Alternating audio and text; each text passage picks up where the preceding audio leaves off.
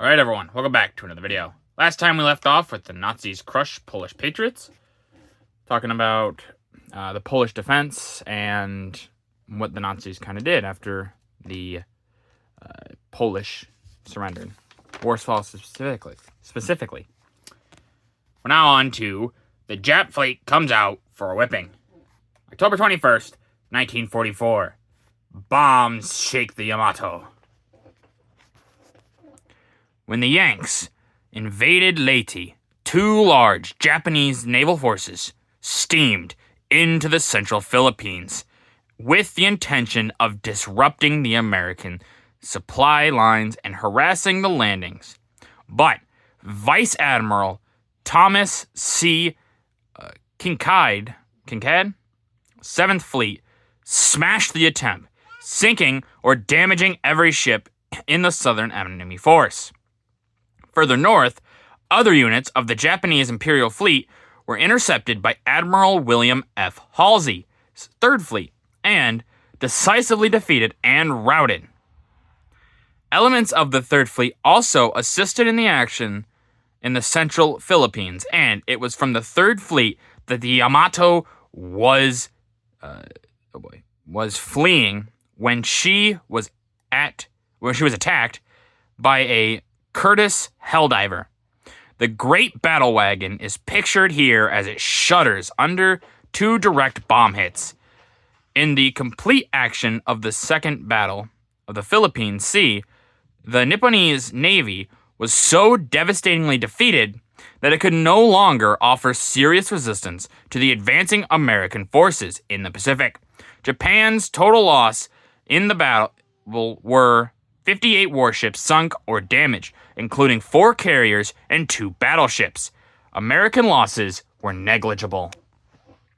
I wish they would have given what the American losses were, but yeah, the Yamato, obviously we know it's the largest battleship ever constructed. It had a sister ship. I don't think it was destroyed here. Someone would have to let me know. It's implying that it was hit hard, but not beaten, not sunk, but it will be sunk later. These battleships were huge. They were like this big, oh, look at our shining toy. But at this point, battleships are going the way of the dodo. It's the aircraft carrier that's more important. And also, the problem with the Yamato is they didn't really have the fuel to run it for very long. And so what ends up happening is he's become basically harbor defense because, well, they got a lot of guns on them. They're good harbor defense. But, yeah, it's this these 2 giant battleships that just never really work out. American carriers run into trouble. October 24th, 1944. The Princeton goes down. Among the Pacific Fleet losses was the light carrier USS Princeton, shown billowing, smoke right here, after its magazine was hit by Japanese bombs. Directly next to the ill-fated carrier is a cruiser, standing by to aid in the rescue of the Prince's crew. In the picture to the left, the crew of one escort carrier rushes to launch fighters as the CVE in the background zigzags a perilous path through salvos from a Japanese cruiser. The United States lost, in addition to the Princeton, 2 escort carriers, 2 destroyers, and 1 destroyer escort. So you can see, like they said, zigzagging in the back. And yeah, the Japanese, obviously, like they said, the losses were negligible, but I'm glad actually they did go into the losses here. So that's really not that much. That's what, about 6 ships. That's pretty good for the American losses compared to 58, if it's all of it that we lost. But we still lost some important ships. So while the losses are negligible, they're still a big deal. And they're trying to write it off. But I see what they mean. Obviously, the Japanese lost a lot more. And like I've been saying in previous videos, the Japanese don't have a navy, really, that can stand up to the United States Navy at this point. And it's just another like, oh, well, we can go stop them, slow them down, but it just never happens. The Japanese just don't have that ability to slow the United States down, anything. They're fighting a losing battle. Fishing for Japs. October 1944. PT crews in the thick of it. The crews of PT boats played an important part in the Second Battle of the Philippine Sea, not only in spotting and attacking Japanese naval forces, but also in the rescue work. They moved great numbers of our own personnel and also picked up many Japanese survivors. But they're taking no chances. They rescue the Japanese at gunpoint. Yeah, obviously, because the Japanese still might fight. They'll try to fight back. So, yeah, they are going to rescue them because that's the right thing to do.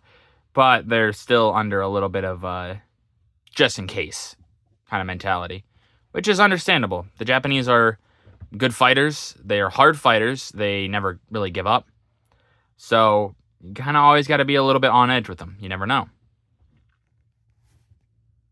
The Second Battle of the Philippine Sea. October 1944. Naval disaster for the Japs. When American forces invaded the Philippines, the Japanese Imperial Fleet came out in strength to challenge the United States Pacific Fleet. The results for the Japanese were catastrophic. The 3rd and 7th Fleets took up the challenge in the central Philippines and in the Formosa area and decisively defeated and put to rout the major part of the Nipponese Navy. Yeah, they're showing the actions here. So, here's Formosa. Here's Tainan. That's an interesting word for that island. Don't know what island that is. It's really weird. I'd rather not mention it right now. But, so you can see here, American 3rd Fleet.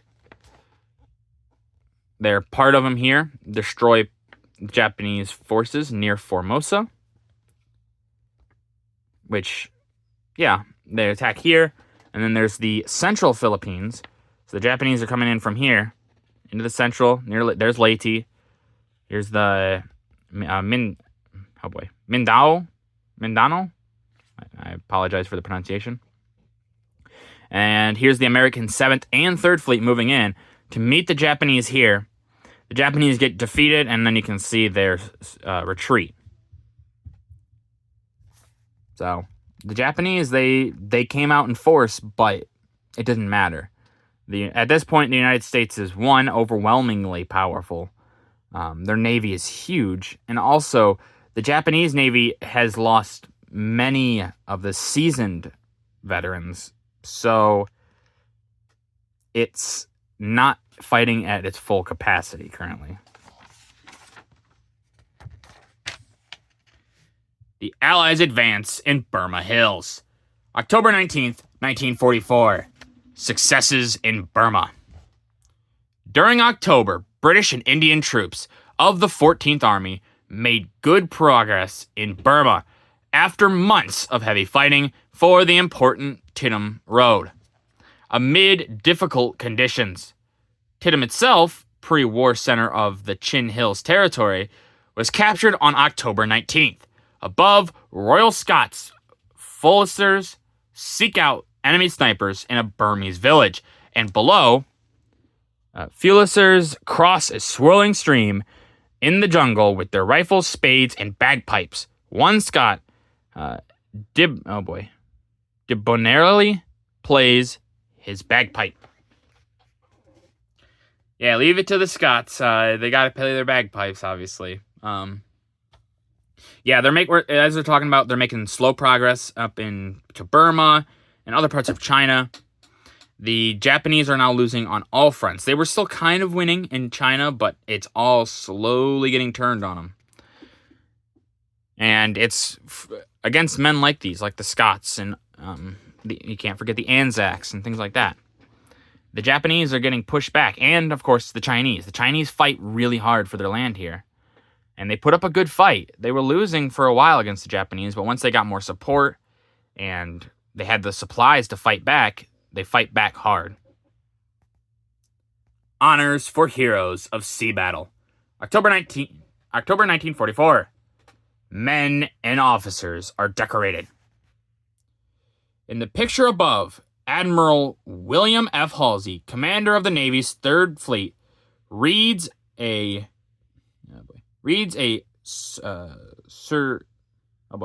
citation, awarding the Navy Cross to Rear Admiral R.B.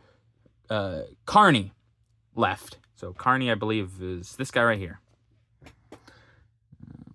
Yep. Oh boy, his chief of staff for services rendering during the Second Battle of the Philippine Sea. Standing at Admiral Halsey's shoulder is his aide, Commander Harold E. Stassen, former governor of Minnesota, holding the medal. So right there is Stassen, and that's kind of cool. Former governor of Minnesota out here providing awards and also fighting, more than likely. It's nice to see politicians fighting. A lot of times we don't think of it, but they're just normal people. That's what they're supposed to be. Career politicians not really supposed to be a thing. You are a politician for a bit and go back to normal life. And this guy went back to normal life and to aid his country still once more. It's very admirable. In the picture at the right, so right here, Rear Admiral W.L. Ainsworth, commander of the Cruisers and Destroyers Pacific Fleet, awards the Purple Heart to wounded veterans of the Pacific Fleet's action in the Philippines. Yeah, it's nice that these men are getting their Purple Hearts. There's a lot of Purple Hearts given out in this war, obviously. And these men deserve it. They fought hard, they fought good, and they're doing their best to help free the Philippines from Japanese control. And that's admirable. And with that, that's going to do it for this video. If you guys liked the video, leave a like. If you didn't, leave a comment. Tell me what I could improve on. I always appreciate your feedback. And as always, subscribe. It really does help out the channel. Thank you.